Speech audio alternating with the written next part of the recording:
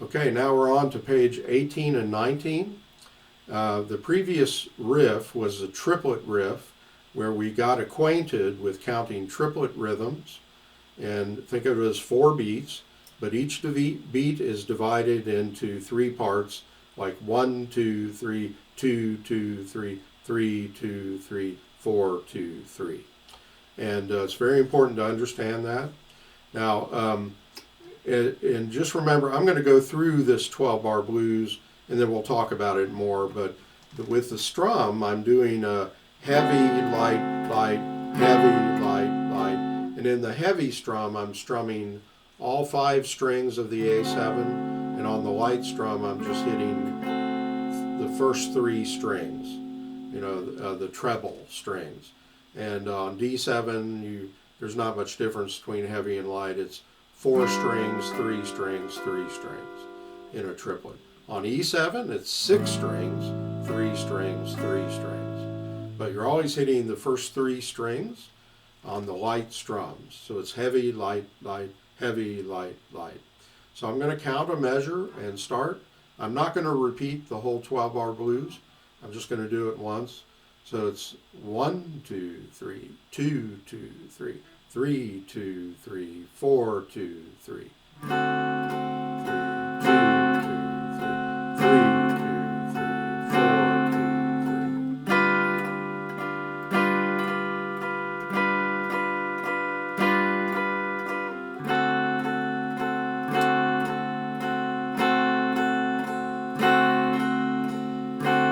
7 twice.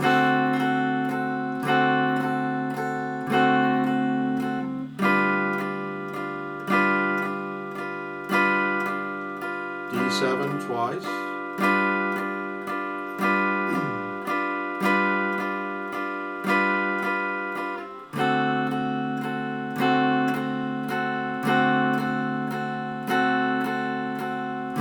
A7 again. Then the turnaround with E7.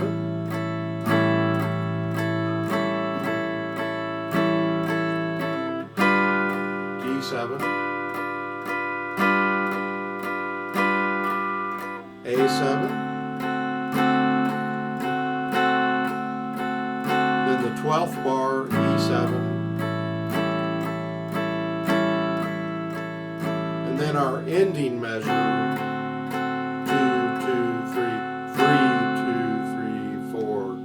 3. So you end on a dotted half note, which rings for, it's the same as 2 dotted quarter notes tied together, and it's a dotted half note equals 3 quarter notes or 6/8 notes. So it's like 2 triplets. All right. So I hope I've totally confused you there, but don't worry about it. It's the last strum. You just let it ring on beats 3, 2, 3, 4, 2, 3. Okay? Now, what is a 12-bar blues? What does that mean? What's a bar? We're not talking about candy bars. We're not talking about whiskey bars. Basically, a bar is another term for a measure of, for music, you have a measure of 3 beats to a measure, or 4 beats to a measure, and whatever you start out with, it usually stays that way, unless you have a time change in the middle of a song or something.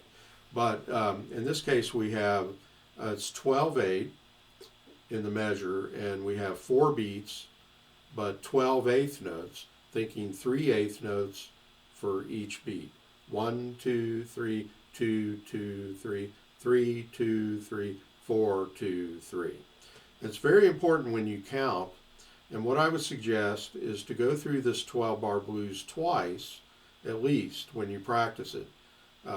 Do it more if you need to, but do it once at least, counting out loud. So you count 1, 2, 3, 2, 2, 3, 3, 2, 3, 4, 2, 3, 1, 2, 3, 2, 2, 3, 3, 2, 3, 4, 2, 3.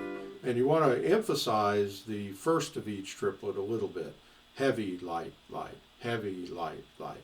And you do that sort of naturally by hitting more strings on the heavy strum and fewer strings on the light strum. But the now getting into where you might get confused is when you have A7 for two measures in a row.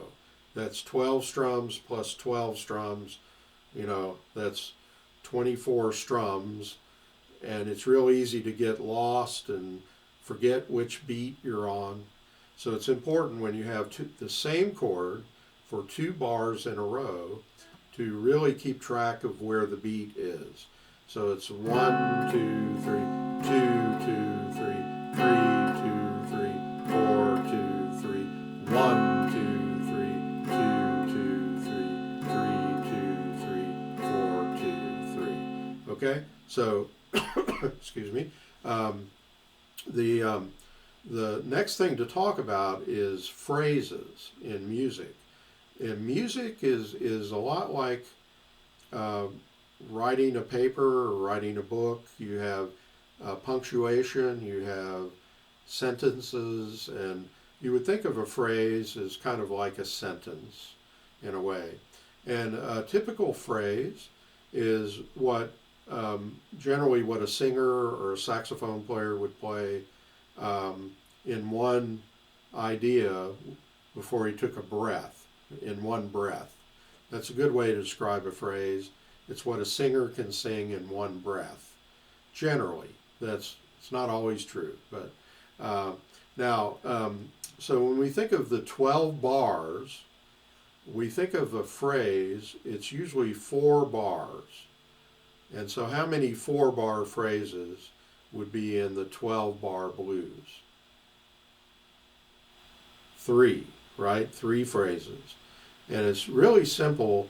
If you take this, like look at the page, like look at page 18, where you have a song chart. Basically, you've got the name of the chord and the rhythm. And so just play each measure, the chord in each measure one time. So 1 bar, you just strum it once. And think of 4 bars in the phrase. So it's A7, the next bar is D7, and then A7, A7. So that would be the first phrase. A7, D7, A7, A7. And that 2 A7s at the end of the phrase is like a long A7. And to me, it seems like it's like putting a period at the end of the sentence. It's the punctuation is the long chord at the end. So here's the phrase again. It's A7, D7, A7, A7. Take a breath. Next phrase, D7, D7, A7, A7. Third phrase, E7, D7, A7, E7. And that third phrase, that's the only one that doesn't have a long A7 at the end. Really early blues, you would have a long A7 at the end. Sometimes you'll hear that, but some blues, you don't have any chord changes. It's just one chord. But this is a typical 12-bar blues. So what we, in the last phrase, starting with E7, and E7 doesn't come in until the third phrase. So it's E7, D7, A7, E7. And that's what we call the turnaround. And that last E7 brings us back to the beginning of the verse, starting with A7, D7, A7, A7, D7, D7, A7, A7. Turnaround, E7, D7, A7, E7. And then another verse, and so on, until you end the song. And the turnaround, what we call the turnaround, is the last phrase or the final 4 bars of the 12-bar blues. Often it's used like B.B. King would use the turnaround as the intro, and he would play a little lead guitar before starting the singing verse. In a blues, he would start it, say, like, so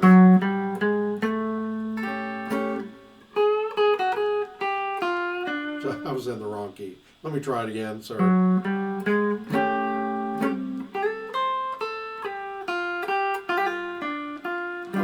D7,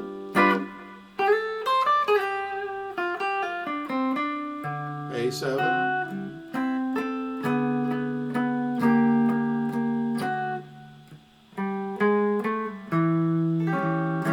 and then I got a sweet little angel. I love the way she spread her wings. You know, so the intro would be lead guitar, and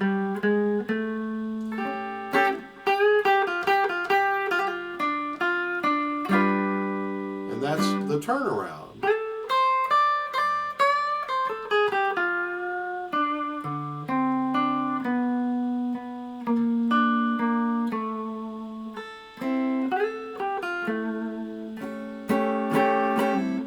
Then you start a verse, a singing verse. So just want to emphasize that. You hear that all the time in blues going way back, especially I think of like 60s B.B. King doing that. And so it's important to understand the form of a 12-bar blues, and it developed over a long period of time. You know, and there are different variations, like instead of A7, D7, A7, A7. Sometimes the first phrase would be just A7, A7, A7, A7, and then go on to the second phrase. But so four A7s, it wouldn't have a D7 in there. And that's very common as well. Sometimes the final turnaround would be like it might stay on E7 for 2 bars, like E7, 2, 3, 4, 1, 2, 3, 4, then 2, 3, 4. It might do a half a bar on A and a half a bar on D, and then a half a bar on A to E7. So there are a lot of little different variations, but what I've got on this page, 18 and 19, are what I would call a typical 12-bar blues. So don't worry about the variations, just try to get this one down and learn it well. Learn how to count as you play it. Once you have a chord finger, you don't have to do anything except strum it, so you can count 1, 2, 3, 2, 2, 3, and so on. And learn to count it well, you know, so that you make sure that you're not, you know, leaving out a triplet or putting an extra triplet in before you change chords. And another thing to work on is, we talk about chord drills. I think we talked about that in the A minor and D7 lesson. If you did a strum drill, I would do the last triplet of the A7, 4, 2, 3, 1, going to the D7, and try to get that on time. Like 4, 2, 3, 1. If you're going too fast, you'll end up pausing, like 4, 2, 3, wait a minute, 1, you know, that's not good. You want 4, 2, 3, 1, 2, 3. And so practice each chord change. The one that you probably need to practice the most is the first 2 chords of the turnaround, the third phrase, where you're going E7 to D7, because that's the only place in the whole page where you have that chord change. There's a lot of A7s to D7s and D7s to A7s, but there's only one place where you're going E7 to D7, and that's quite a jump from E7 to D7. And if you don't drill that, you're only going to play it once in the whole page. and that's not enough practice usually.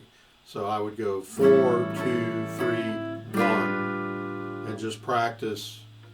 And remember all the drills that we talked about. There's the cookie cutter drill where you lift the fingers and try to hover above the strings and then put them down. Keep the shape when you lift it, put them down. I call that a cookie cutter because it's like you're making cookies on a sheet of dough. You know, you're pressing down on the string. And then there's the slow, smooth arch, like from E7 to D7, think of an arch, and you're going slowly and smoothly back and forth. And then there's the ready, set, go, where you hustle to get to the chord as quickly as possible. Ready, set, go. And then there's the rhythmic drills. 3, 2, 3, 4, 2, 3, 1. And you're either on time on 1 or you're not. So you don't have to strum the whole measure of the D7. Just do maybe just the last triplet. 4, 2, 3, 1. And just drill it over and over. Take a little breath in between. 4, 2, 3, 1. But if you go through and look at all the possible chord changes, you have 5. You have A7 to D7. Drill that. You have D7 to A7.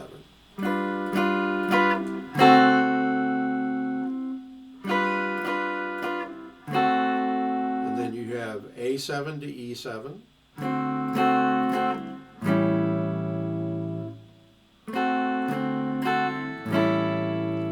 And then you have E7 to D7.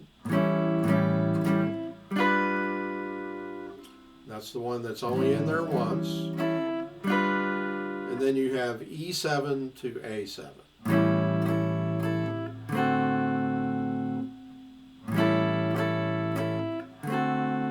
I did each of those twice. You can practice along with me. You probably, you might want to do them each like 6 times. So, and if you're late, like if you go like, oh, wait a minute, you don't have it down yet. You've got to go slower. You might have to go this slow to get on time. But drill it over and over at that speed, that slow speed, and then that'll give you an idea of what speed you should go through the whole 12-bar blues. Because if you can't change the hardest chord change at the speed you want to go, then you're going to have to slow it down. So you might have to go through the whole 12-bar blues, 1, 2, 3, 2, 2, 3, really slow in order to be on time for the chord change. Okay? Whatever you have to do, it's very important to be able to go through all 12 measures of the 12-bar blues with smooth chord changes. And so drill each chord change, but try to go through the whole thing without any pauses or hesitations or stumbles, all that. Okay? So I think I've talked about most of it.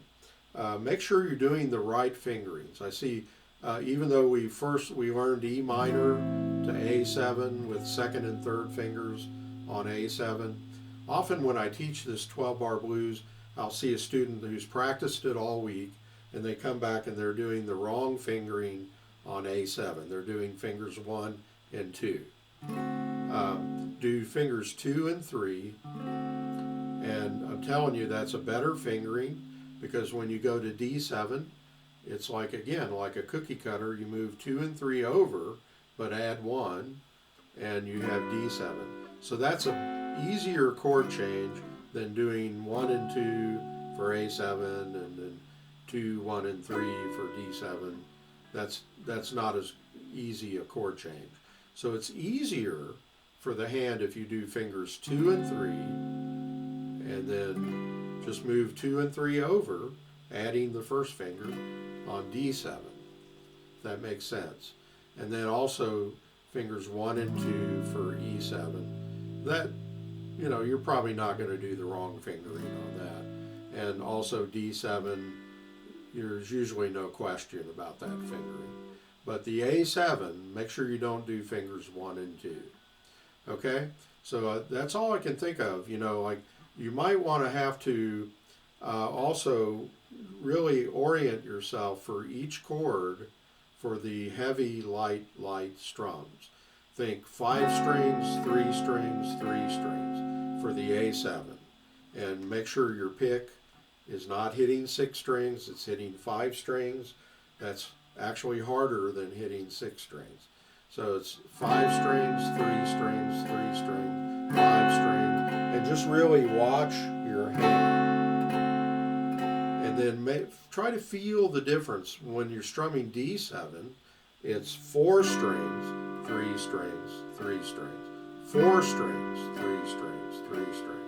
And then E7 is really pretty easy, but it's all 6 strings, and then 3 strings, 3 strings, 6 strings, 3 strings, 3 strings. Actually, I hit a 4th string there, but we're not going to tell anybody, okay?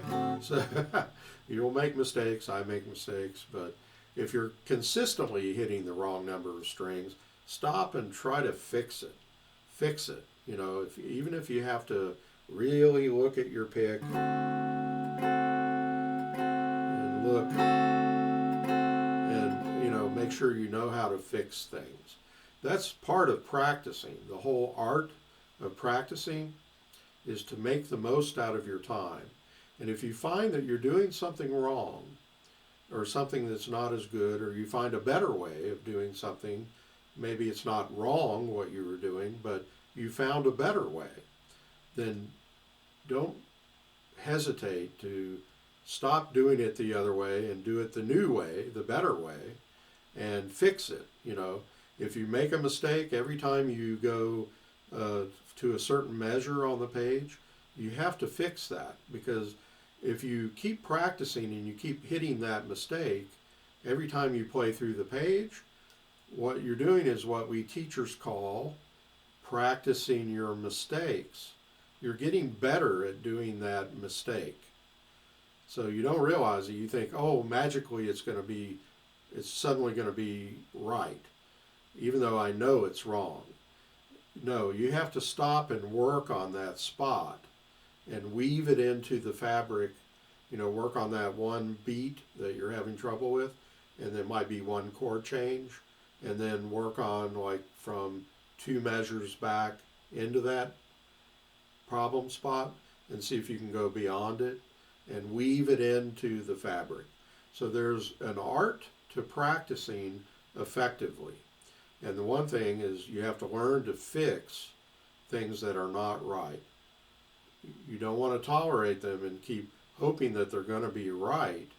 You want to fix them as soon as you know that it's not right.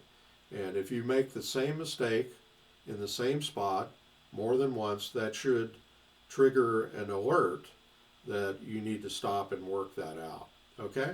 So don't forget to practice effectively, and don't forget to subscribe to John Hedger Guitar Studio here on YouTube, and also like my Facebook page. Thank you so much. See you next time.